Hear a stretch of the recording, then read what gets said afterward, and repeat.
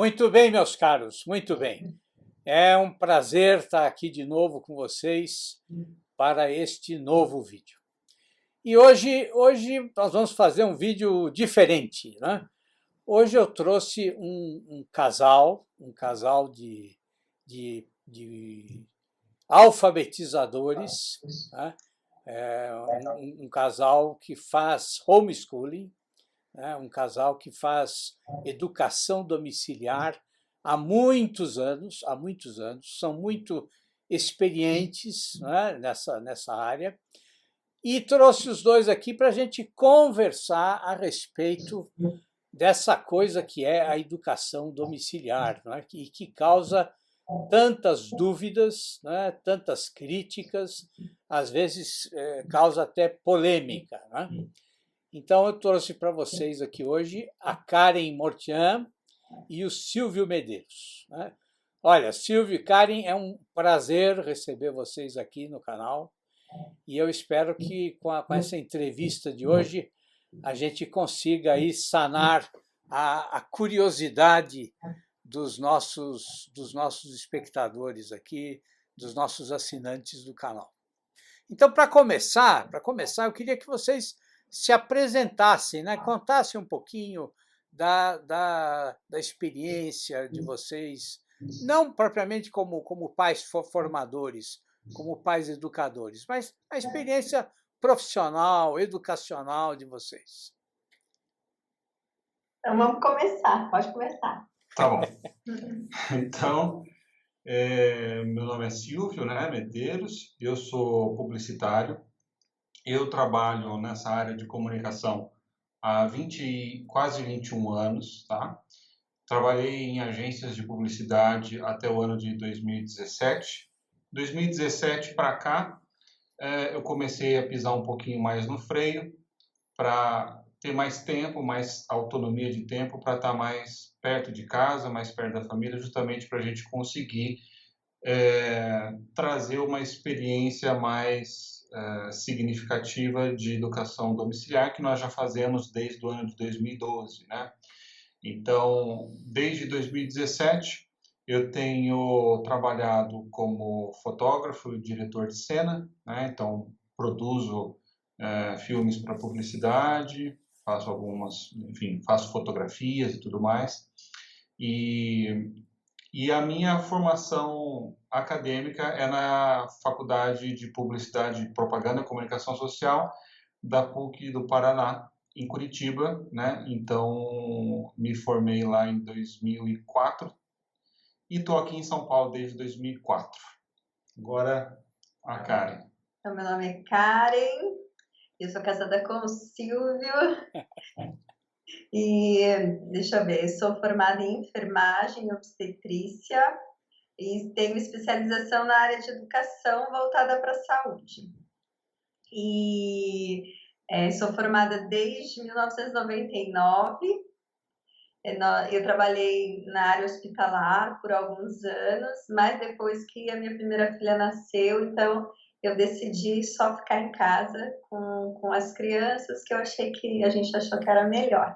Era uma opção boa para se fazer.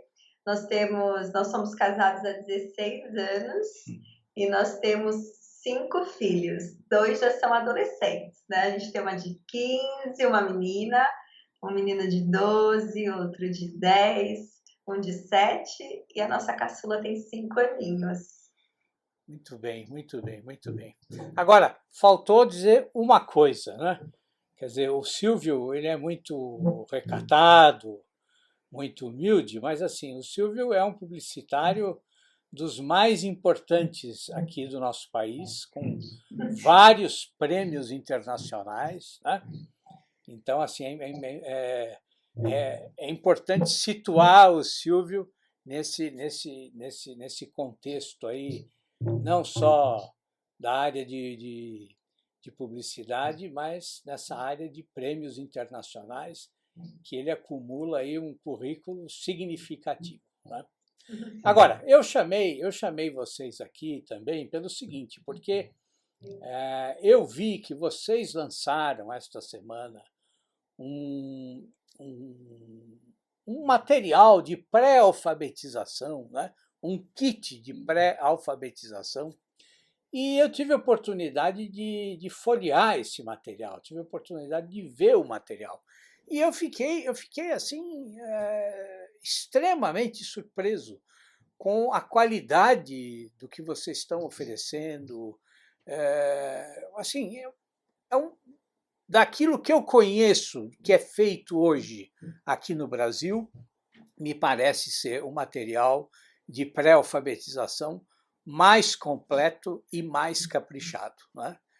Então, quer dizer, eu queria dar os parabéns para vocês. Nós não vamos ficar aqui entrando em detalhes aí sobre o material, porque não vamos entrar nessas questões técnicas, né?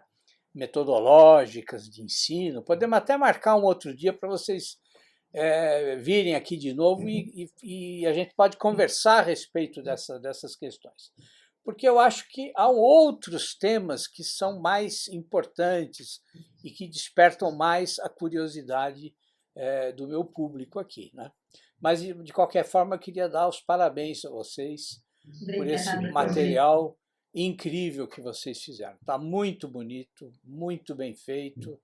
E, olha, eu acho que é uma oportunidade única. Ficou lindo, ficou lindíssimo. É uma oportunidade única para quem trabalha com educação domiciliar no Brasil, pelo menos conhecer esse material, né? E esse material, inclusive, está à venda, né? Quer dizer, eu sei que lá no perfil de vocês, no Instagram, eu vou deixar aqui na descrição do vídeo depois o link para o perfil de vocês, porque lá no Instagram o nome de vocês é Diário Desescolar, não é isso? Diário Desescolar, é. Eu sempre indico vocês lá nos meus stories, né? Bom, mas vamos conversar aí sobre os espinhos da educação domiciliar, né? Quer dizer, assim, a primeira dúvida que surge quando se fala em educação domiciliar, e é também a primeira crítica que surge, é a questão da socialização, né? Quer dizer, a ideia que as pessoas fazem, né, ou pelo menos que algumas pessoas que eu conheço fazem, é de que as crianças educadas em casa pelos pais não se socializam, né? Não têm vida social, ficam reclusas, ficam afastadas de tudo que está acontecendo, né? Ou seja, vivem numa espécie de redoma de proteção, num mundo irreal, né? O que vocês têm a dizer sobre isso? A Karen vai falar um pouco mais sobre isso, mas eu diria o seguinte, né? Quando eu era adolescente, eu sempre fui um dos mais altos da minha turma, sempre fiquei no fundão, tá? E volta e meia lá no fundão acontecia algumas balbúrdias, umas piadinhas e não sei o quê. E frequentemente nossos professores nos diziam o seguinte: vocês vieram aqui para estudar, não vieram aqui para socializar.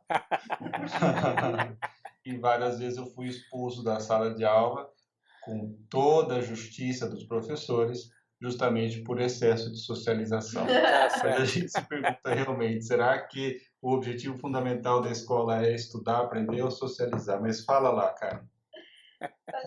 Eu vejo assim que quando os pais começam a educação domiciliar, existe assim um receio. E agora, o que eu vou fazer com essa criança aqui, né? Porque todo mundo tem na cabeça essa ideia de que a criança ela tá na escola, ela tá com os amigos, e você tem a percepção, então, que no momento que a criança não está naquele local, né, no local ainda que ela tem que ir diariamente, né, ela, então, estaria aí com a sua vida social muito comprometida.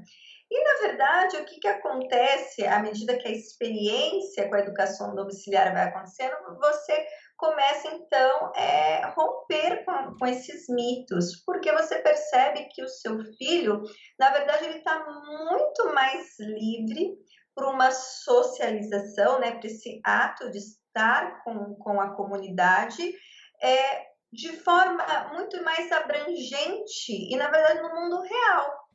porque o seu filho ele faz uma socialização real. Então, o seu filho ele vai para a pracinha, ele conhece o amigo da pracinha, ele vai para a padaria, ele conhece o garçom da padaria, ele conhece o caixa da padaria, ele conversa com o cara da peixaria, ele vai para a natação, ou ele vai para uma biblioteca. Então, ele começa realmente a ter uma diversidade nas relações. O que não acontece na escola. Na escola é uma relação completamente restritiva entre crianças, né, ou aqui no nosso caso também adolescentes, muito iguais, então não há diversidade alguma, porque você está com pessoas, né, com crianças da mesma idade, geralmente do mesmo nível social, e num ambiente completamente controlado, como o Silvio falou, ele não é livre para se comunicar com liberdade. Por quê? Porque ele tem ali um moderador que vai dizer quando ele pode falar, quando ele não pode, que hora que é para falar, que hora que não é.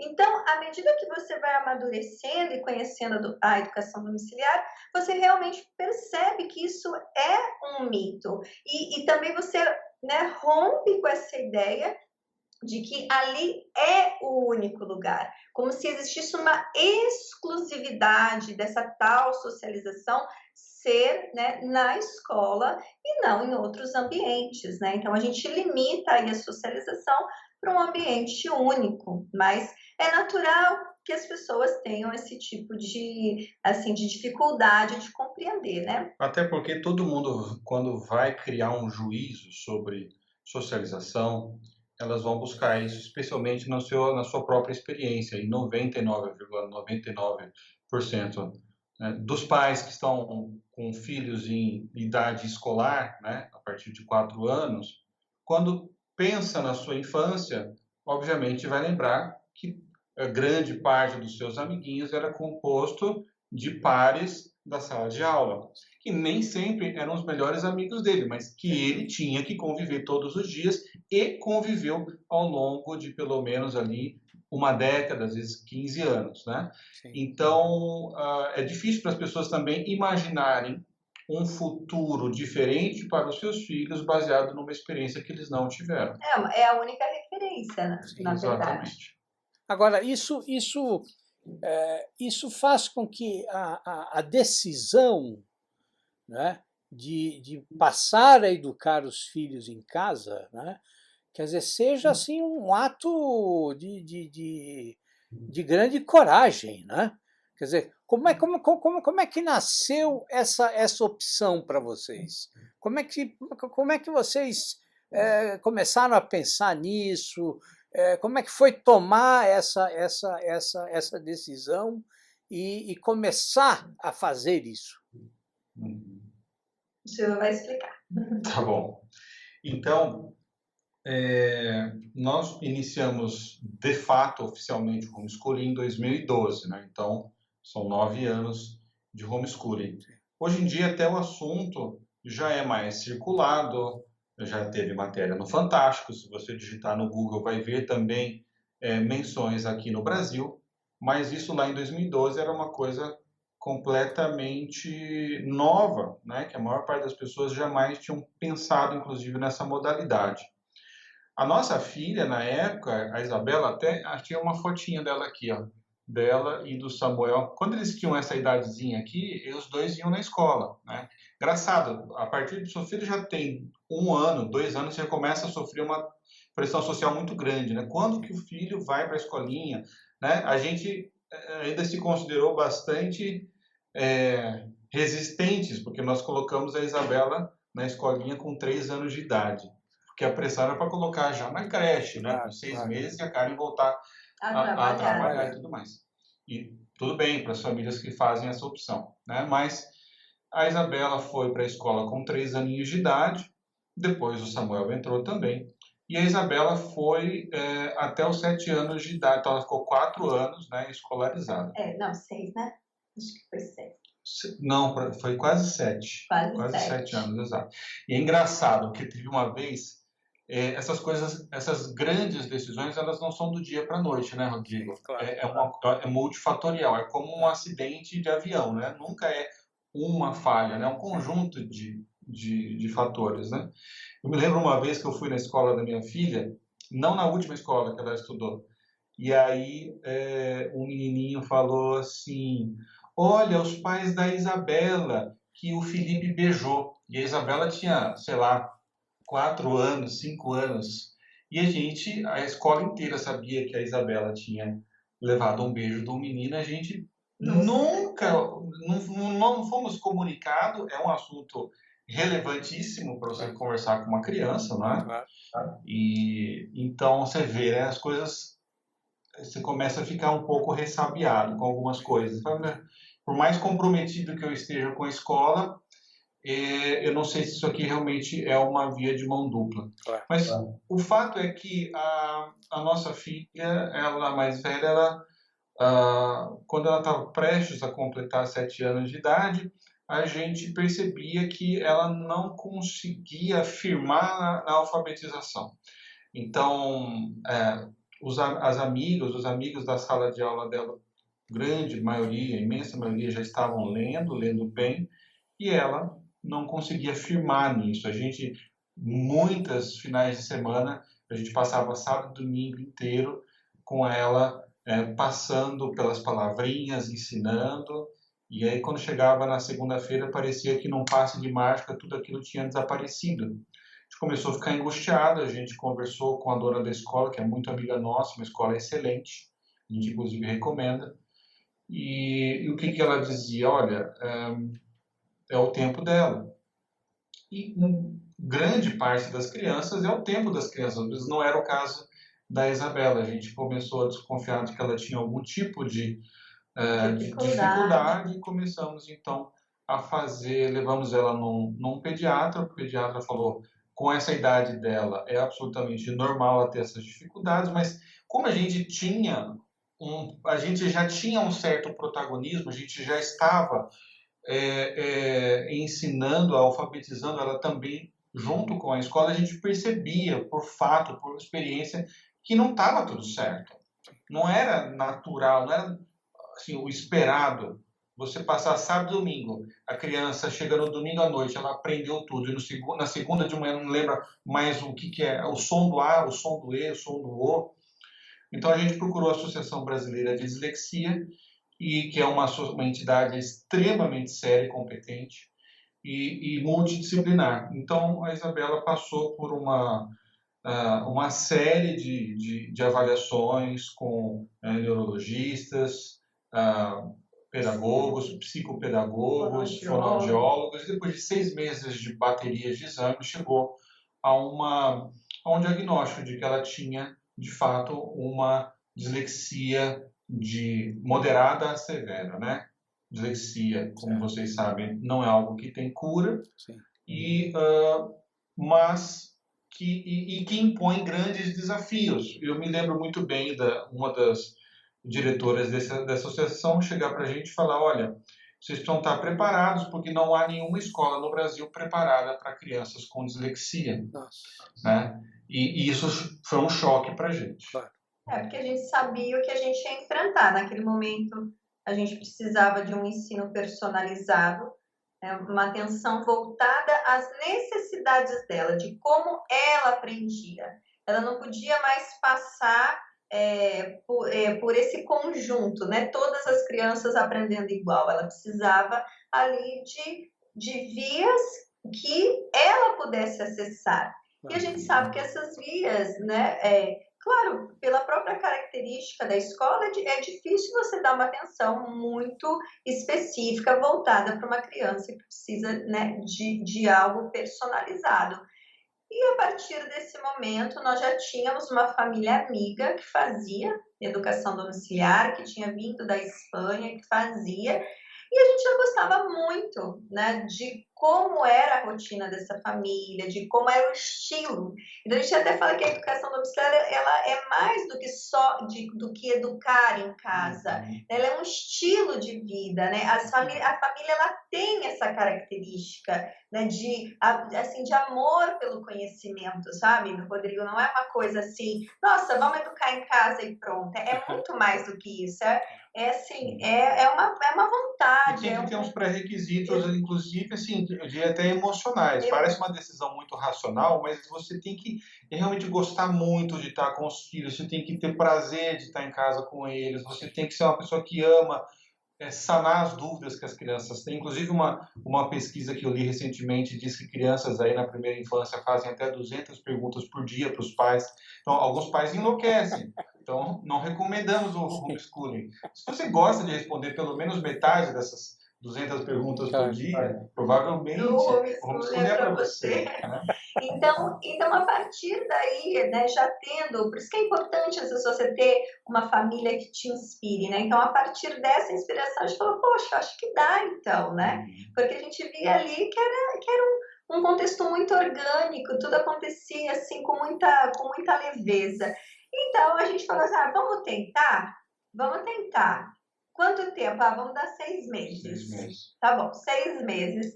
E aí? Se der errado, a gente volta para a escola. A escola vai estar lá, não vai mudar de endereço. Exatamente. E aí deu certo, né? E a gente gostou. Eu lembro até hoje, foi o começo do ano, aí chegou no meio do ano, vamos continuar ou não? Ai, mas foi tão bom, vamos continuar, né? Nós estamos assim até hoje. Mas que ótimo, hein? Muito bom, muito bom. Quer dizer, no fim, os outros filhos saíram ganhando, né? Eles saíram ganhando. Quer dizer, a Isabela foi o primeiro movimento, mas depois abriu aí o caminho para os outros. Né? A Isabela foi, para quem assistiu Matrix, né? A Isabela foi o Neo. Já o Vicente e a Helena nasceram fora da matriz. Tá Eles certo. nunca da Matrix, Ótimo. Fora da Matrix, exatamente. Eles não conheceram a escola. Ótimo. Agora, assim, é admirável a maneira natural com que vocês tratam, né? essa experiência. E pensando nessa naturalidade, eu vejo que há uma grande segurança em vocês, né? Quer dizer, em relação não só à escolha, não só em termos da decisão que vocês tomaram, mas também da maneira como vocês fazem, como vocês trabalham, né? E eu acho que essa é uma outra grande dúvida que as pessoas têm. Quer dizer, como é que vocês se prepararam para fazer esse tipo de trabalho? Quer dizer, um casal que hoje toma a decisão de educar os próprios filhos, né? Mesmo que tenha um filho único hoje, né? Quer dizer, como é que ele se prepara? Como é que ele se forma? Como é que ele adquire essa experiência e essa segurança que vocês têm? Rodrigo, a Karen, no começo, ela disse que ela tem uma especialização em pedagogia. Eu namorava a Karen quando ela fez essa especialização em pedagogia. A Karen leu Paulo Freire, Vygotsky, Pedagogia do Oprimido, Piaget, todo esse panteão, né, de pedagogos modernos, né? E aí eu pergunto para a Karen, é uma meta-entrevista, hein? Agora eu vou entrevistar a Karen. Karen, essa especialização de pedagogia, ela contribuiu em alguma coisa para você educar os seus filhos? Não. Não. E por que não? Porque na vida real, as teorias, elas encontram o toque de pedra, né? Assim, encontra de fato o teste de fogo. E a gente vê que muitos pais têm muito medo de tomar essa decisão do homeschooling justamente por isso, porque se eles não têm a teoria da educação, como eles vão praticar a educação? Sim. Né? Mas, veja, a gente não aprende a teoria da bicicleta para andar de bicicleta. A gente não aprende a teoria da engenharia mecânica de um carro para aprender a andar com um carro. Existe uma inteligência em nós que é teórica, já dizia o Aristóteles, perfeito, uma inteligência que é fundamental em nós, mas nós também temos uma inteligência que é prática. E essa inteligência que é prática, ela se alimenta e se retroalimenta, né? Quer dizer, na inteligência teórica, na inteligência técnica, prática, essas inteligências elas se suportam, elas se sustentam, mas volta e meia, uma dessas expressões da nossa inteligência, elas tomam a dianteira e a outra vai aprendendo na rabeira, né? Então a gente já ouviu muitas vezes essa expressão, a gente foi trocando o pneu enquanto dirige o carro. Essa expressão é justamente sobre isso, né? Muitas pessoas elas vão aprendendo no meio da prática, né? E perante os desafios da vida prática, que muitas vezes você vai procurar, inclusive, a pergunta e a teoria correta. Às vezes a gente fica procurando e mergulhando em teorias que não têm aplicações práticas nenhuma. E quando você está na prática, né, de um empreendimento e você tem uma dúvida, a dúvida que a vida prática te traz é a pista para você procurar a teoria, porque aí sim ela vai fazer sentido, porque sim você vai conseguir testar ela. Então, assim também foi conosco. A gente está até preparando um post aí para esses próximos dias, né? Quem estiver assistindo a entrevista já vai saber antes, né? É um spoiler contra nós mesmos, tá? A gente vai fazer um post com um dado que nós encontramos, né, de uma publicação de uma universidade americana que mostra que aos 6 anos de idade é esperado que as crianças tenham um vocabulário entre 14 a 24 mil palavras. E quem que ensinou essas 14 a 24 mil palavras para os seus filhos não são mestres em pedagogia, não são bacharéis, né, em educação, Sim. são os pais, é o padeiro, é a música, é a televisão, é a vida, né? Então, o que os pais precisam perceber é que eles sabem muito mais do que eles pensam que eles sabem, né? E que os filhos têm muito a que aprender com os seus pais. Inclusive, existe um ditado que é muito conhecido, né, no mundo islâmico, que é: quando morre um homem, morre uma biblioteca. Sim. Não importa o homem que Claro, morre, claro. vai-se uma biblioteca com ele. Sem dúvida. Muito bom, muito bom. E também essa questão de pensar nas teorias, muitas vezes, né? Eu falo que as pessoas têm uma decepção quando falam com a gente inicialmente.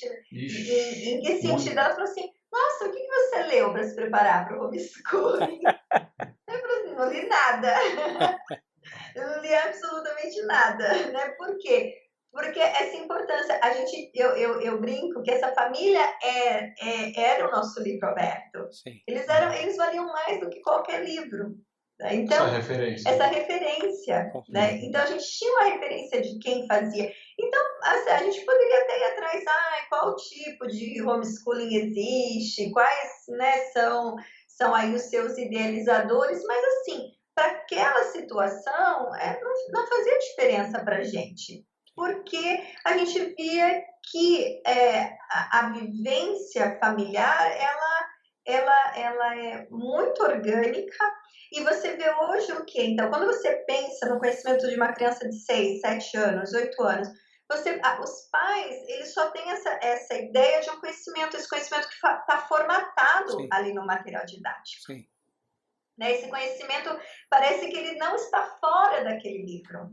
Então, eu sempre falo assim para os pais, né? Quando eles falam assim: como que eu aprendo? O que eu ensino? Ela fala assim, por onde que eu começo? Eu falo assim: começa quando você abre a porta da sua casa e tem um céu azul todos os dias na sua frente. Tem um sol que passa diante de você, tem estrelas que passam diante de você, tem um dia que está calor, tem um dia que está frio. O teu filho vai na fruteira e você vai falar todos os nomes das frutas para ele, e ele vai saber quais são as árvores. Então, você vai fazer uma viagem de carro, você vai ver planícies, montanhas, você vai ver morros, você vai ver cachoeiras, você vai ver placas com e sem abreviação, Sim. CEL, que é coronel, Sim. né? E etc. DR, que é doutor. Então, assim, quando você abre os olhos para esse livro aberto que é a realidade, você consegue aguçar a tua curiosidade e você que é pai aprende 2 vezes, porque você vai começar a aprender para ensinar. Claro. Não, eu percebo, por exemplo, vocês têm vários posts, vocês fizeram tem uma série lá que é Ciência no Jardim, né? E faz um sucesso tremendo, porque eu vejo várias famílias repetindo, né, as mesmas experiências, e quer dizer, elas começaram a prestar atenção numa Sim. série de coisas do próprio cotidiano, né, que elas não tinham, elas não estavam acostumadas a perceber, não é?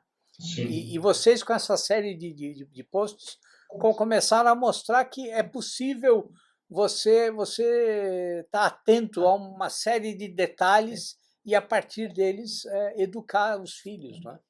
Exato. Você sabe, eu Perfeito. fico muito feliz, né, com esse Ciências no Jardim, né, que a gente põe Ciências no Ciências no quintal. Quintal. Ciências no quintal, Isso, né, Ciências no Quintal. é, Eu fico muito feliz, Rodrigo, porque a gente tem um retorno bem grande mesmo. sim, As pessoas escrevem para a gente e falam assim, Todos os dias a todos gente os recebe. dias, sim, eu nunca prestei atenção, sim, eu nunca olhei, eu Era nunca, invisível. era invisível. sim, E aí a pessoa fala assim, como que eu estudo ciências, né? E aí a gente fala, é que ciências é a arte da observação. claro. O primeiro ponto, né, de ciências é a arte de observar, né? Para você só constata aquilo que você já vê. Então eu acho isso muito bonito porque você traz para as pessoas a realidade e você mostra, né, que assim você não depende daquele livro para Nem daquela sala de nem aula. daquela sala de aula, né? Sim. Não é assim um desprezo ao livro e à sala de aula, mas é que assim,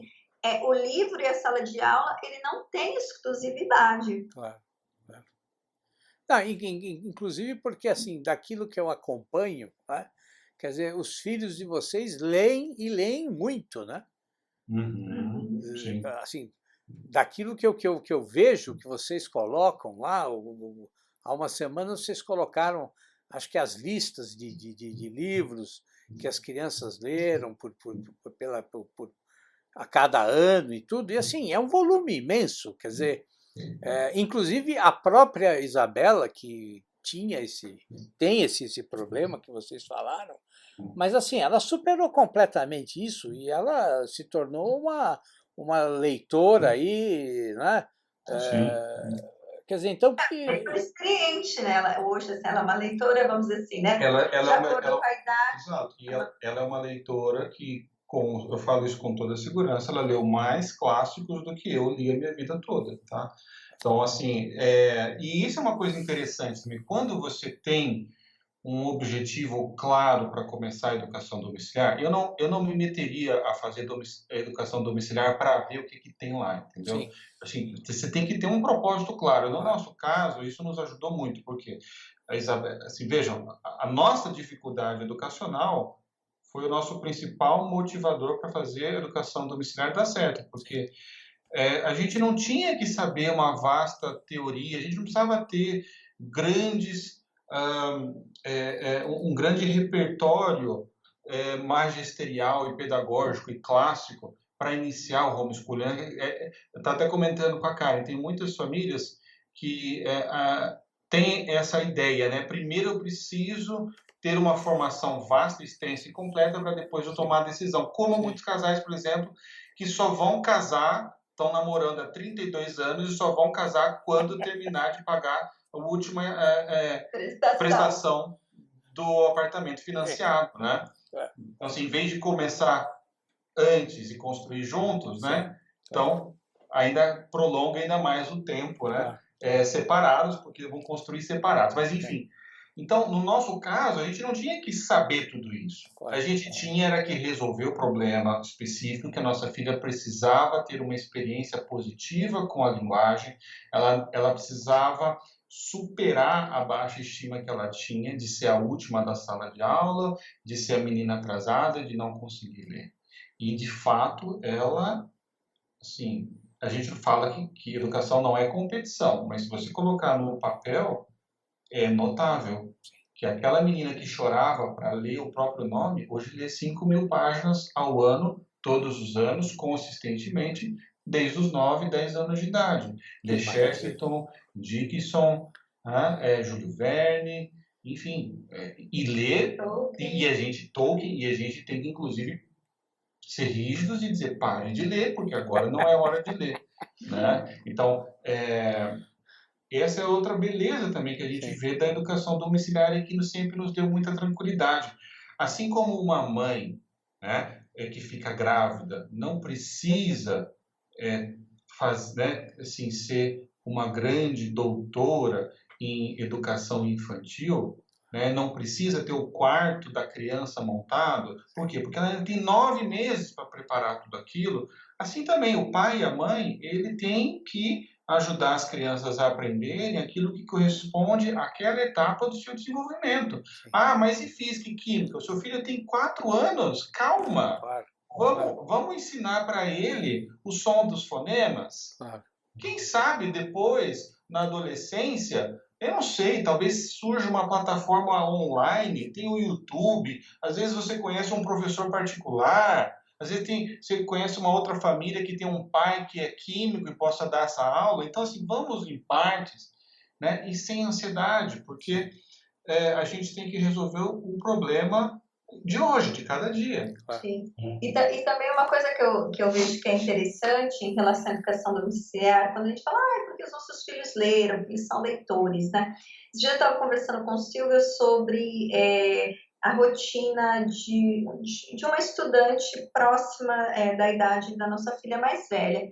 Assim, é uma rotina muito pesada. Extenuante. Sim, extenuante. Então, assim, são 10 horas na escola, Nossa. aos 15 anos de idade, Sentados, não, ela passa o tempo, o horário integral de manhã e à tarde na escola, Sentado para tá? frente. E depois ela faz mais não sei quantas horas de estudo pós-sala de aula num cubículo de frente para uma parede. Não é? E aí você fala assim, sabe, não, como que essa pessoa vai ler? É óbvio que Com ela prazer, com né? prazer, Claro. é óbvio que ela não vai, ela nem tem tempo para isso. Então, às vezes, muitas vezes os pais chegam assim, mas meu filho não, né, pais que não fazem educação domiciliar, como que eu faço para o meu filho ler? Como que eu faço ele ter gosto para ler? É que muitas vezes, não é que a criança não tem gosto para ler, é que ela entrou na escola às 7 da manhã e ela saiu às 4 da tarde da escola. E tem que chegar em casa e fazer lição de E casa. às vezes tem que chegar em casa e fazer lição de casa, ela já chega cansada. Então, assim, Ela não tem meios. ela não tem meios para poder. Ou assim, nossa, eu queria tanto que o meu filho tocasse piano, mas eu não vejo motivação nenhuma para ele tocar piano. Ou tocar qualquer instrumento que seja. Não tem motivação, por quê? Porque ele passou muitas horas, ou ele tem muita lição. Né? Então, pode ser que em algum momento, realmente, essas muitas horas de estudo, elas sejam significativas, quando a gente vai pensar no vestibular, por exemplo, né? Mas hoje a gente coloca cada dia mais tempo nossas crianças cada vez mais cedo dentro da escola. E aí você vê uma criança que ela não tem vontade de ler, ela não tem vontade de tocar nenhum instrumento, ou né, de se dedicar a algum esporte, por quê? Porque ela está o tempo todo naquele ambiente, sendo obrigada a estudar um monte de coisa que vai cair no vestibular. Sim. Agora, assim, vocês tiveram essa motivação inicial, né, da Isabela. Agora, se vocês tivessem hoje se chegasse um casal que quisesse fazer o homeschooling e perguntasse para vocês, bom, mas qual seria a melhor justificativa para eu ter essa escolha? Quer dizer, o que eu preciso querer? Qual é o sentido de fazer essa escolha pela educação domiciliar? Quer dizer, por quê? Por que fazer essa opção? Não sei se a Karen concorda comigo, mas eu diria porque na educação domiciliar você tem a oportunidade de dar uma educação personalizada. Ou seja, a partir da concretude do seu filho, das suas aptidões, das suas aspirações, trabalhar tendo em vista o seu potencial, que pode ser desenvolvido e não pode ser desperdiçado por um currículo que trabalha com massas, que trabalha com médias, né? E você vai ter a possibilidade de alguma maneira, trabalhar essas limitações para que essas limitações não se voltem contra ela, mas, pelo contrário, a favoreçam, tá? Então, não sei o que a Karen diria sobre isso, mas essa é a minha resposta. Eu concordo com ele. Ah, que bom. Não, assim, eu vejo assim, posso estar sendo sentimental, né? Mas assim, eu vejo como um profundo gesto de amor tomar uma decisão dessa, né? Porque assim, você vai se dedicar integralmente, né, aos seus filhos, né? Quer dizer, você, Karen, por exemplo, quer dizer, abandonou uma carreira promissora, né? Você era uma profissional respeitada na sua área, quer dizer, você abdicou de tudo isso, né? De todos esses valores que hoje em dia são tão exaltados, né? São tão aí defendidos, para se dedicar exclusivamente à formação dos seus filhos. Então, assim, não há gesto maior de amor do que esse, né? Quer dizer, pelo menos é o que eu sinto. Quer dizer, eu acho que uma família que se dispõe a fazer esse tipo de experiência é porque ela, de fato, fez uma opção profundamente amorosa, né? Obrigada, Rodrigo. Você sabe que quando você fala de deixar a carreira, no começo, quando eu deixei, eu sempre ficava pensando assim, eu tô abandonando algo que eu gosto muito, né? Esse é algo que eu me formei, que foram anos de dedicação. Mas hoje, depois aí de muitos anos, pelo menos 10 anos, eu percebo que, na verdade, lá eu só tinha uma formação. E que eu fui me formando junto com os meus filhos. Então, hoje eu tenho conhecimento, né, em tantas coisas que eu nunca dei atenção. Por exemplo, a literatura. Né? Tudo que eu li era artigo científico sobre recém-nascido na UTI. E, de repente, um mundo se abriu. Né? Um mundo literário se abriu. Por exemplo, né, quando a gente passou quase 2 anos estudando astronomia, eu nunca imaginei que eu estudar astronomia. Então, eu falo, Idade Média, nós estamos há 1 ano estudando Idade Média. Então, assim, aí você vai falando... Mas... E ao mesmo tempo você não esqueceu nada de enfermagem. Exatamente, ao mesmo tempo não esqueci nada de enfermagem. No máximo posso estar desatualizada. Mas, assim, o que acontece? Então, você vê que, na verdade, parece que você, de repente, está perdendo algo. Na verdade, você está ganhando muito mais. Eu falo que as pessoas mais beneficiadas do homeschooling são os pais. Sim. São os que mais ganham, porque eles passam por todas as experiências, né? Mas, então, quando a gente pensa nisso que o senhor fala, por que eu vou optar pelo homeschooling? Claro que cada família tem a sua motivação, né? Assim, tem a sua motivação. Claro que a motivação é algo pessoal, né? Mas todo mundo vai observar, de modo geral, que você vai ver essa observação, que a pessoa, ela entra nesse mundo, ela pode ter muitas motivações para fazer o homeschooling, mas na hora que ela vê, ela está educando de forma personalizada, ou seja, ela está desenvolvendo aquela criança naquilo que a criança tem de melhor. Sim. Ela pode... E respeitando também as suas fronteiras, os seus limites. Por exemplo, nessa questão da pré-alfabetização, que você mencionou que a gente está lançando aí, né, esse material. Esse material, na verdade, ele é fruto dessa nossa experiência. Por quê? Na nossa família, nós tivemos uma experiência muito peculiar, porque nós alfabetizamos 4 crianças, esse ano nós estamos alfabetizando a 5ª, que é a Helena, e nós começamos por uma criança atípica, né, com um problema sério de dislexia, que não aprendia pelo método silábico, nem o método global, mesmo o fônico não era suficiente, e nós precisamos, então, assim, realmente fazer picada no mato para descobrir a melhor maneira de alfabetizar.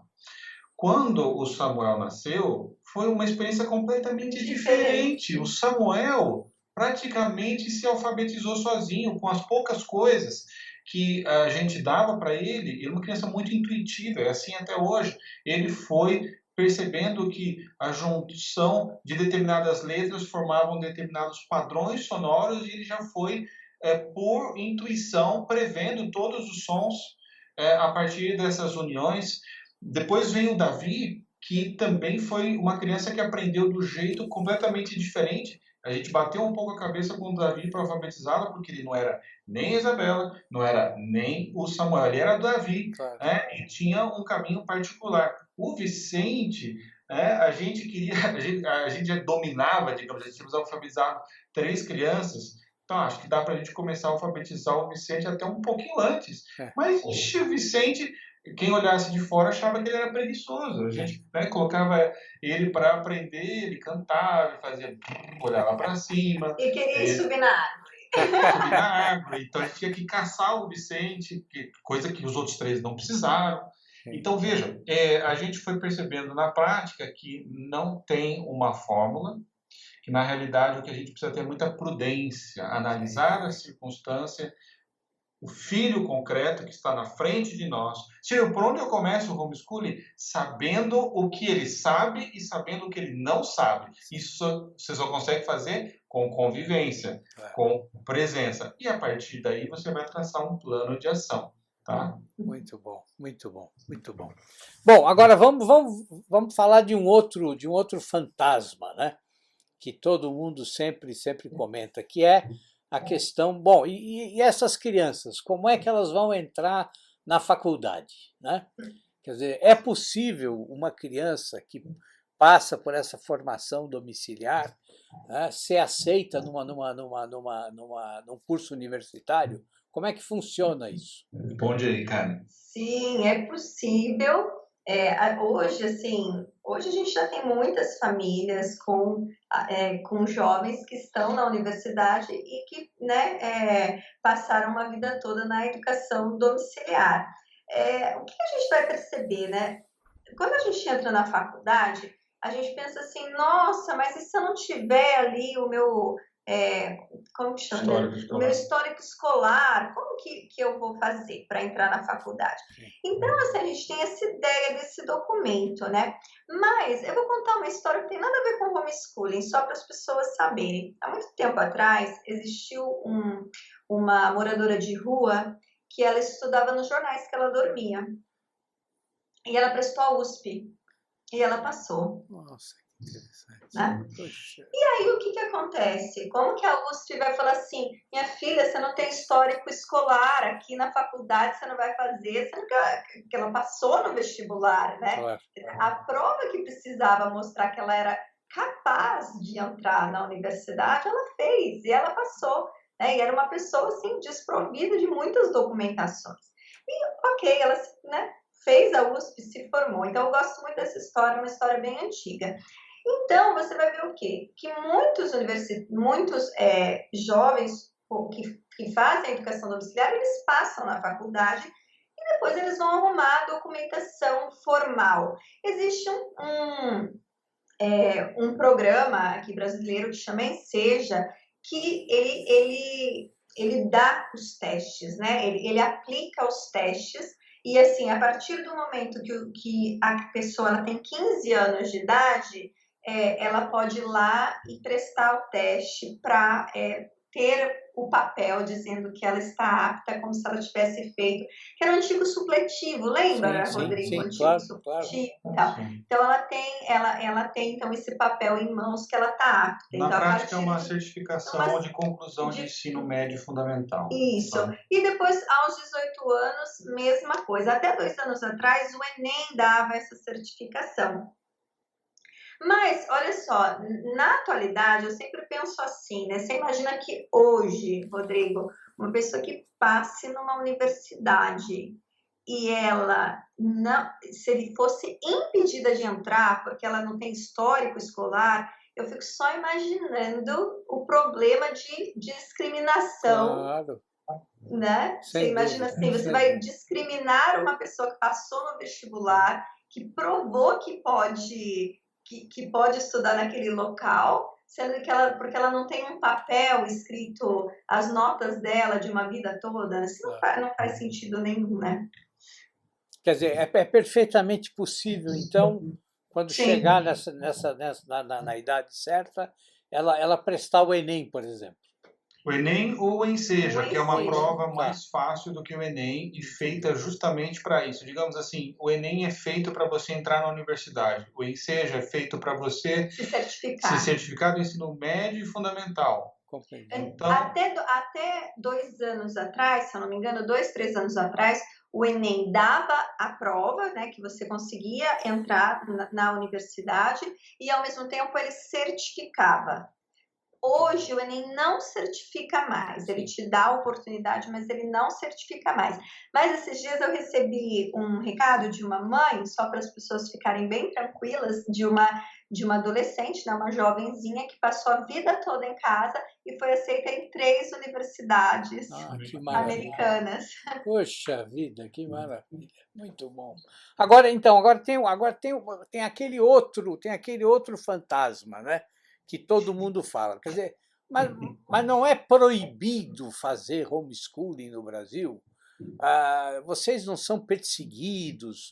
Não chega aí um oficial de justiça, bate na sua porta e leva as crianças embora e coloca numa espécie de um orfanato para proteger elas desses pais irresponsáveis que querem tomar conta da educação dos próprios filhos? Como é que funciona isso? tá bom.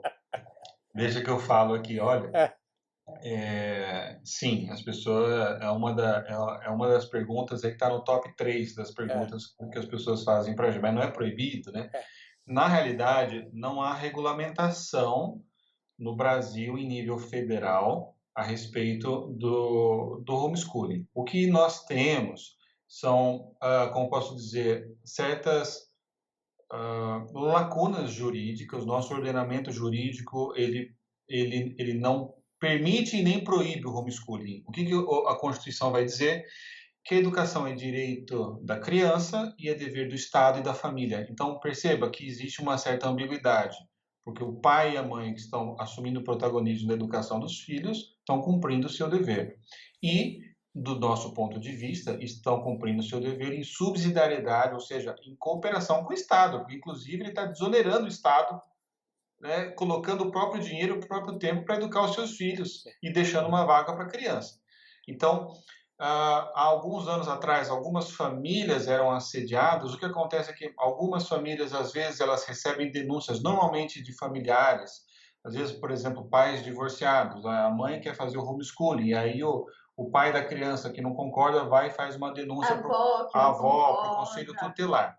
Mas 90% dos casos, o que acontece? A família recebe uma denúncia, o conselho tutelar vai até a casa. Quando chega na casa, normalmente esse pessoal do conselho tutelar fica maravilhado com o que eles veem. Eles veem crianças educadas, alfabetizadas, que sabem somar 2 mais 2, que sabem, né, sabem o hino nacional. E assim, o pessoal que trabalha no conselho tutelar, eles estão habituados com assim o lado negro das famílias, né? Assim, com casos de abusos infantis, de violência. Ele chega numa casa, vê a criança com dente escovado, bem educada, falando português corretamente, ele vai embora, tá? Então, 90% dos casos é isso. Agora, já existem cidades no Brasil que já estão na vanguarda do homeschooling, como Cascavel, no Paraná, como Brasília, no Distrito Federal, que já regulamentaram municipalmente essa prática e já tem aí, então, uma segurança jurídica para as famílias. Nós somos a favor de uma regulamentação em nível federal, porque, embora eu não goste muito da ideia de um Ministério da Educação e de um governo ditando as regras de como eu devo fazer a educação domiciliar, porque para nós educação domiciliar é sinônimo de liberdade curricular, né? Mas mesmo assim o que acontece é que a gente vê que especialmente as famílias mais humildes e pobres, elas sofrem com essa falta de regulamentação, porque existe uma série de serviços públicos da administração pública que estão vinculadas com matrículas na rede pública escolar. Então, tem famílias... atividades com dança, atividades com música. Sim. Então, muitos lugares... Às vezes, a família quer, por exemplo, levar o filho para uma vacinação no posto de saúde. às vezes Aí chega lá, ele é confrontado. vai perguntar, né? mas cadê a matrícula escola. escolar? E Ah, a família não tem esse documento, e aquela criança, de uma maneira, ela é excluída ali daquele benefício, Ela não daquele é, serviço, né? assim, você não é que ela é excluída, mas ela é confrontada. compreendo. Porque nós estamos falando de um serviço público, nós estamos falando de algo que Mas não há serviços regulamentado. públicos Não, aonde onde a ela é criança é completamente excluída. excluída. Por exemplo, aqui em São Paulo, ali na Avenida Padre Antônio, nós temos uma espécie de conservatório municipal, Que as né? crianças... Que se você não tem matrícula do seu filho na escola pública, o seu filho não pode fazer parte. Então, é preciso que exista algum tipo de Sim, segurança claro, jurídica para as claro. E famílias. não só isso, Rodrigo, o que acontece também nessa questão dos benefícios? Hoje, um estudante, uma família mais carente, ele vai ter descontos no Vale Transporte, Para os os filhos, por acesso a exemplo. vales, né? Exatamente, às Estudante. vezes, né, acesso a um vale merenda, que eles chamam. Por exemplo, tem escola pública aqui de São Paulo, que eu sei, por exemplo, que até dá uniforme, então dá um tênis, dá tudo, dá o lápis, dá o caderno, dá tudo. E as pessoas acham, às vezes, que o homeschooling é meio elitizado, porque falam assim, só famílias que podem. Ó, tô entrando num outro mito. Mas eu, hoje, nem tanto, agora ainda mais com a pandemia, convivia com famílias que tinham uma condição mais restrita financeiramente. Então, muitas vezes, essa criança, às vezes, não foi num encontro na biblioteca. E aí a diversidade, né, Rodrigo? Nós estamos falando de uma criança que estaria com todas as outras crianças e essa daí, ela tem um recurso financeiro limitado, né? Então, ela não pode Ela não ir, tem né, dinheiro para o pro ônibus, para, ônibus, por exemplo, fazer uma visita então, na na biblioteca. biblioteca, no museu, mas, né, se ela tivesse para a escola, ela Exatamente. teria. Então, existe essa discriminação e nós esperamos que uma boa regulamentação surja para trazer mais segurança jurídica para as famílias. Inclusive, tem famílias que realmente acham que é proibido. De fato, não é nem permitido, nem proibido. Na verdade, não é regulamentado, né? E hoje, se você não está em alguma cidade em que não há regulamentação municipal e você sofrer algum tipo de denúncia, basta que você documente as atividades do dia a dia, guarde os materiais, tire foto das crianças fazendo suas atividades. Se você receber a visita de alguém do Conselho Tutelar, você tem como provar que seus filhos não estão abandonados intelectualmente. E, em último caso, você tem serviços, inclusive, especializados de assessoria jurídica para famílias de educação domiciliar. Basta procurar no Google e pronto. Muito Agora, bem. só para concluir, existem famílias que sofrem perseguições? Sim. Existem. Entendo. Pouquíssimas. Poucas. A gente, na verdade, hoje não tem acesso mais a nenhuma. A gente já teve algumas famílias que tiveram problemas e depois foram completamente resolvidos, né? Mas a gente sabe de uma história ou outra com denúncias, onde a família é perseguida. Mas aí o que acontece? Qual que é o problema da falta de regulamentação?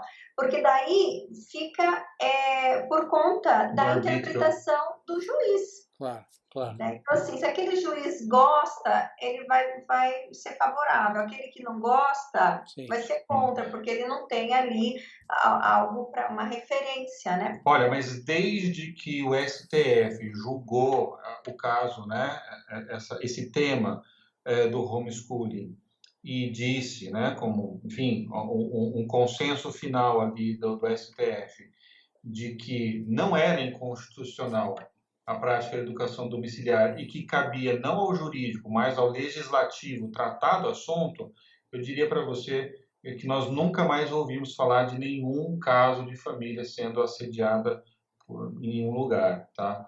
O que acontece muitas vezes, que circulam histórias por aí, às vezes uma família recebeu algum tipo de visita do conselho tutelar. Às vezes se fala que é porque a família fazia homeschooling, você vai ver um pouquinho mais a fundo, você vê que não era bem por causa do homeschooling, às vezes eram por problemas familiares reais, que não tem nada a ver com homeschooling. E aí tem essa e aí mistura. se confunde. Mas tá? olha, em 9 anos de educação domiciliar, nós não conhecemos uma família que foi obrigada a retornar com os filhos para a escola. Ótimo. É bastante tempo, né? Muito. Bom, agora, assim, vocês acham que ficou algum problema assim que a gente não tratou algum fantasma aí que ronda a vida da educação domiciliar que a gente não tenha tratado aqui? Ah, tem um fantasma. Sei, Sabe qual é? É assim, nossa, e se eu não quiser mais fazer homeschooling, como que eu vou pôr o meu filho na escola de Sim. volta? Ah, entendi. E aí? Esse é um fantasma, né? Então, hoje, a gente sabe que uma criança, por exemplo, ela estudou em casa. E eu vou contar de um fato até concreto, que foi com uma amiga, né, que aos 10 anos voltou com os filhos para a escola, por uma questão de necessidade familiar. E aí, o que aconteceu? Então, os filhos nunca tinham ido para a escola. Aí, chegou lá na escola, ela então falou que precisava pôr as crianças na escola, e aí a diretora falou, olha, a gente precisa fazer uma prova.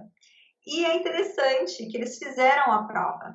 Só que o que acontece? Como você tem liberdade curricular em casa, então teve coisas na prova de linguagem, eles foram maravilhosamente bem. Mas em provas muito específicas, por exemplo, uma geografia, umas ciências que as crianças, né, elas estão acostumadas a estudar aquele roteiro, né? Sim. Não muda de roteiro de modo geral nas escolas, eles não foram tão bem assim. E aí, então ele falou, olha, então em linguagem eles estão bem, nessa parte de matemática boa, nessa parte de ciências nem tanto, tal. E conclusão, ela falou, o que a gente vai fazer? A diretora falou, a gente vai pôr eles com as crianças da mesma idade, porque como que a gente vai pegar uma criança de 10 anos e vai lá voltar ela para uma criança de 7, né? Claro.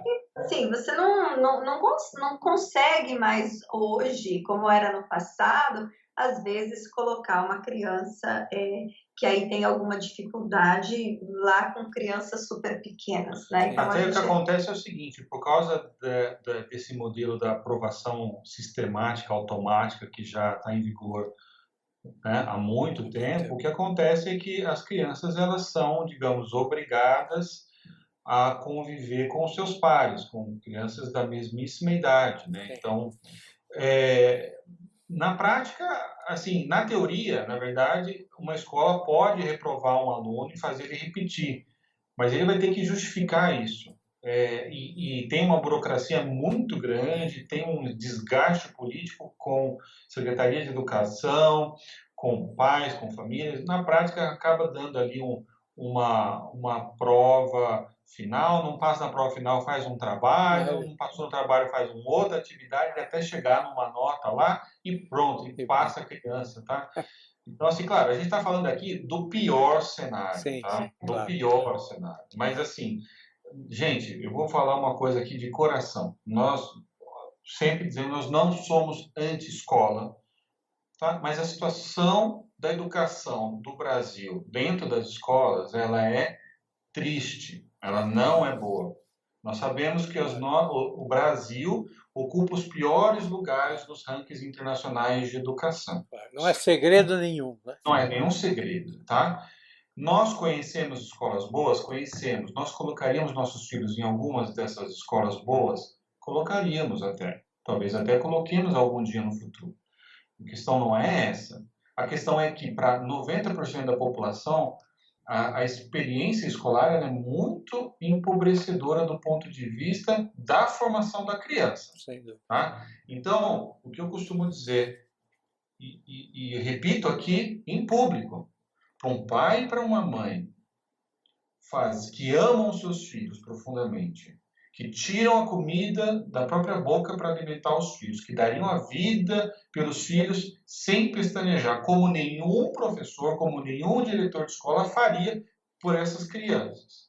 Se esse pai, se essa mãe conseguir, depois de um ano, ter filhos piores do que se eles estivessem na escola, esses pais vão ter que fazer um esforço monumental. Esse pai e essa mãe vão ter que acordar todo dia de manhã e pensar assim, hoje eu vou ser o pior pai e mãe do mundo. E ele vai ter que fazer isso de maneira sistemática, ele vai ter que se contrariar. Tá? Ele vai ter que criar um hábito terrível para ele conseguir chegar no final do ano e ter um filho que esteja pior do que ele estivesse na média das escolas do Brasil. Tá? Então, assim, o medo, ele é um instinto de sobrevivência, mas se ele não for bem domado, ele nos paralisa. e nos tranca em prisões que só existem na nossa cabeça e que nos impedem muitas vezes de nos realizar. Então, é bastante... Os pais têm que olhar esse assunto com bastante realismo, né, e com prudência, né? Por exemplo, cara, vamos fazer 6 meses? Se no final desses 6 meses nossos filhos estiverem numa situação pior do que quando estavam na escola, eles voltam para a escola. Se não for o caso, continua. Então, testa, faz. Assim, ó, testa, faz. Se não está indo bem, faça mudanças. Se estiver bem, continue. Se não estiver bem, depois das mudanças, volte para a escola. Mas às vezes alguém que está aqui, né, assistindo agora pode falar assim, não, mas eu realmente acho que homeschooling não é para mim. Não é para você, não tem problema. Não tem problema algum. Claro. Você entendeu? Quando o Silvio falou assim, nossa, esse pai que é muito atencioso, esse pai que ama muito, também, né, faltou ele dizer que é também o pai que fica ali remoendo, ai, será que eu faço ou não homeschooling? Ai, eu quero, ai, eu acho melhor, eu acho ideal, mas eu tenho medo, né? Então, assim, é esse pai que deseja o homeschooling. Para a gente deixar claro aqui, Rodrigo, que quando a gente fala de amor, que quando a gente fala de cuidado, nós não estamos dizendo que os pais que colocam na escola não têm amor ou cuidado. Não é isso, porque infelizmente a gente sabe que existe esse contexto. Olha, aquele casal falou lá que eu ponho meu filho na escola, não tenho amor e cuidado. Não é isso, né? Mas é esse pai que tem esse desejo. Né? Então, assim, e mesmo com os filhos na escola, os pais podem e devem se comprometer com o que os filhos estudam, devem estar cientes do que ele estudou, do que ele está estudando, estar nas reuniões de pais, conversar com os filhos, ajudar os filhos a ter um pensamento crítico a respeito do que eles estão aprendendo na sala de aula, com os amigos. Os pais devem ser protagonistas da educação dos seus filhos dentro ou fora da escola. Exatamente, dentro ou fora da escola. Perfeito, perfeito. Muito bom, muito bom. Agora, assim, para os pais, quer dizer, aqueles que se interessarem, aqueles que quiserem conhecer com mais profundidade a experiência, quer dizer, os canais para eles conhecerem o trabalho de vocês, quais são? É o Instagram e o YouTube. Vocês têm um canal no YouTube também? A gente tem um canal no YouTube que a gente começou há pouquíssimo tempo. A gente começou primeiro no Instagram, embora a gente tenha começado no dia 1º de outubro do ano passado, de 2020. Nós ficamos 8 anos evitando entrar no Instagram e ter uma presença mais ativa em redes sociais, até porque a gente estava muito voltado e centrado na educação das crianças. A nossa ideia era realmente só abrir a boca para falar de homeschooling quando nós tivéssemos certeza de que essa experiência realmente era replicável, positiva e de resultado. Então, a gente abriu o Instagram no dia 1º de outubro, e aí nós abrimos há pouquíssimo tempo atrás o nosso canal no YouTube, embora a gente estejamos muito mais ativos lá no Instagram do que no YouTube. Então, eu recomendaria quem tiver interesse procurar lá no Instagram o Diário Desescolar. E todo dia a gente faz um post, pelo menos, né? Vocês podem acompanhar lá nos nossos stories diários e nas caixinhas de perguntas. Vocês podem acompanhar a nossa rotina, entrar em contato, tirar dúvidas na medida do possível. Agora que nós temos alguns filhos mais velhos, que já são mais autodidatas e caminham sozinhos, a gente tem um pouquinho mais de tempo. Nós vamos ter um pouquinho mais de tempo para dar atenção para redes sociais, mas hoje o nosso canal principal é o Instagram, sem dúvida. E os pais que quiserem conhecer esse material de pré-alfabetização que vocês produziram e que vocês estão vendendo. Tem como eles terem uma amostra disso? Tem como eles conhecerem esse material? Enfim. Sim. Se você... Eu vou te mandar o link, Rodrigo, depois você pode colocar. Eu vou mandar um link para você de um Google Drive. Ótimo. Um link onde os pais podem baixar os 6 volumes que estão, desde da etapa de de 2 a 6 anos de idade, de aliteração, consciência fônica, silábica, de palavras e tudo mais, a gente coloca um link aí disponível para o seu público pode baixar uma amostra grátis de todos os materiais, então nós vamos liberar aí, sei lá, 10, 15% de cada livro para os pais verem se faz sentido. Sim. E a gente manda para você também o link da lojinha, quem quiser. Ótimo. Vai estar lá. Tá Quer bom? dizer, assim, só para ficar um pouco mais claro, né? Quer dizer, esse kit de pré-alfabetização, ele é formado, então, por 6 livros. 6 livros. Sei. A gente quis fazer uma espinha dorsal para os pais. Claro que o trabalho de pré-alfabetização não se encerra nesses livros, mas os pais, eles tinham uma ansiedade de saber se eles estavam fazendo certo. Por onde eu começo? Por onde eu começo, qual etapa, com quantos anos. Então, a gente trouxe aí uma espinha dorsal para os pais, onde cada um dos livros aborda as etapas e esses livros conversam entre si. Então, assim, para o pai, na hora que ele chegar lá no final, né, do 6º livro, ele fala assim, tenho certeza que eu passei por todas as etapas que precisavam. Então, a ideia é essa, né, dar essa ferramenta muito prática para o pai saber que ele está passando por todas as etapas de pré-alfabetização, ou seja, todos os pré-requisitos necessários para eu ensinar o meu filho depois a ler e escrever, né? Assim, de modo técnico, chama consciência fonológica. Então, ensinar a criança a ouvir os sonzinhos, perceber a estrutura da língua. E a parte também de escrita. A gente trabalha também um livro só sobre a parte da escrita. Mas é essa a ideia, uma espinha dorsal para ele saber por onde começar, qual etapa ele está seguindo, e na hora que ele termina ali, ele fala assim, ufa, passei por todas as etapas que precisavam, sem ficar desesperado se fez alguma coisa errada. Ótimo. E aí cada livro acompanha um vídeo rapidinho da Karen, basicamente ensinando como é que se aplica aquele material. Que maravilha, tá? Muito bom. Não é só o material, mas todos os materiais acompanham uma mini aula explicativa. E também existe, né, se você adquiriu a coleção toda, né, você vai receber também um vídeo com o som de todos os fonemas. Muitos pais foram alfabetizados no método silábico, então eles vão aprender o som dos fonemas para ensinar os seus filhos. Sim. Então tem um vídeo com o som dos fonemas.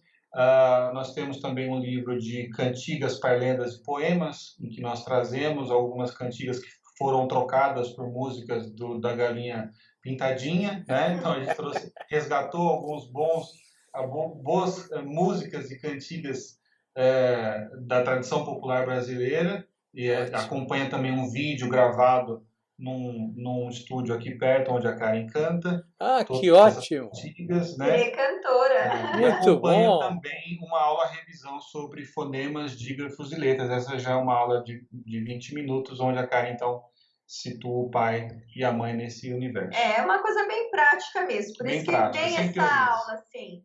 Fonema, o que é fonema, o que é letra, o que é dígrafo? Porque às vezes a pessoa viu isso muitos anos atrás, né? Claro. Daí, assim, o conceito não está mais tão fresquinho mais na cabeça, então a gente dá uma recordada para os pais, para eles se sentirem mais amparados. Muito bom, muito bom. Nossa, material completo, incompleto, né? E assim, e aquilo que eu pude ver, quer dizer, ali também está toda a sua capacidade artística, né, Silvio? Porque o material tá lindo, quer dizer, todo aquele trabalho artístico e tudo, aquilo tudo foi você que fez, né? Obrigado, Rodrigo. A gente tinha uma preocupação de passar para fazer um material inclusivo que fosse possível de ser aplicado, inclusive com crianças atípicas que tenham alguma dificuldade de atenção, de concentração.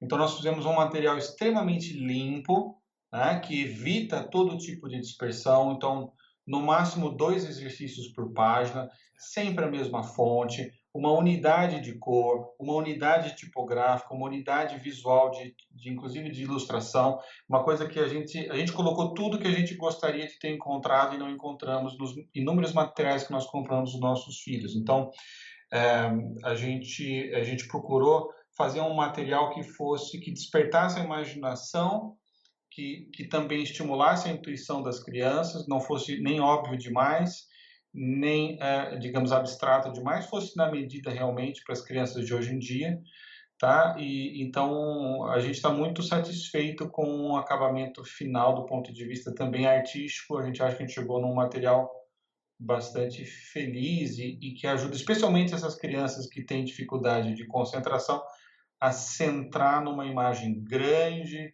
colorida, visualmente atraente, significativa, né? E com enunciados claros, limpos, sem pegadinhas, né? Que também converse com meninas e meninos. Então você vai ver figuras de robôs cibernéticos. Você também vai ver... para que haja uma identificação, né? A gente sabe que existe, né? Você vai ver princesa também lá no material, vai ver bruxa, vai ver tudo. Então, assim, a gente procurou fazer um trabalho que a gente gostaria de encontrar por aí, né? Os nossos filhos. E muitos dos materiais você vai ter a versão colorida, é tudo PDF, então os pais precisam imprimir esses materiais, tá? E a gente fez algumas versões que vai grátis para as famílias em preto e branco e colorido, para que as famílias também que não possam imprimir colorido possam imprimir em preto e branco sem prejuízo. E aí esses materiais preto e branco, eles permitem que as crianças preencham os desenhos, né? Então se tornam materiais para colorir para as crianças, tá? Puxa vida, muito bom. Negócio completo, né? Completo. Muito bom, muito bom. Obrigado. Olha, eu fico... Não pode deixar a gente falar muito, que a gente gosta muito desse material, não pode dar muito espaço agora, porque a gente... Não, mas assim, feito com muito carinho. O grande problema é que vocês não gostam só do material. Vocês gostam de tudo que vocês fazem. Olha, Karen e Silvio, olha, muito obrigado por essa entrevista. Tá? Foi uma alegria imensa receber vocês aqui. Eu tenho certeza que essa entrevista vai ajudar as pessoas em todos os sentidos, não só no sentido de tomar a decisão, né, de começar a fazer educação domiciliar, mas de perceber que assim que é possível você não ficar dependendo exclusivamente do currículo escolar. Quer dizer, que o processo pedagógico, o processo educativo, ele é muito maior do que o que acontece ali na escola, né? Quer dizer, isso também eu acho que a nossa conversa deixou isso muito claro, né? Quer dizer, a grande responsabilidade que os pais têm de abrir os horizontes dos filhos, né? Então, de maneira que, olha, fico muito agradecido a vocês. Muito obrigado. Nós que agradecemos, viu, Rodrigo? É uma alegria estar aqui, conversar com você. É sempre bom conversar com você. Uma alegria, um privilégio enorme. Esse espaço que você abriu para a gente e para toda a comunidade de famílias de homeschooling no Brasil também. Nós agradecemos, né, pelo espaço de realmente poder mostrar um pouco da realidade dessas famílias que tomaram essa decisão, claro. E de alguma maneira possa aí incentivar aquelas que ainda estão na dúvida. Muito bem. Pessoal, é isso então. Olha, um bom final de semana para vocês. Obrigada. E tudo de bom. Até a próxima entrevista, hein? Se Deus quiser. E até o próximo vídeo, pessoal. Obrigado, Rodrigo. Obrigada.